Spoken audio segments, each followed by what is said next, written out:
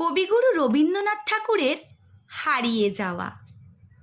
ছোট্ট আমার মেয়ে সঙ্গিনীদের ডাক শুনতে পেয়ে সিঁড়ি দিয়ে নিচের তলায় যাচ্ছিল সে নেমে, অন্ধকারে ভয়ে ভয়ে থেমে থেমে। হাতে ছিল প্রদীপখানি, আঁচল দিয়ে আড়াল করে চলছিল সাবধানী। আমি ছিলাম ছাতে, তারায় ভরা চৈত্র মাসের রাতে।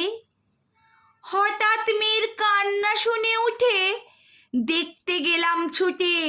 সিঁড়ির মধ্যে যেতে যেতে প্রদীপটা তার নিভে গেছে বাতাসেতে। সুধাই তারে, কি হয়েছে বামি?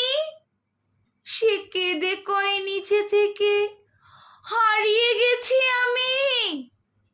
তারায় ভরা চৈত্র মাসের রাতে ফিরে গেছি ছাতে।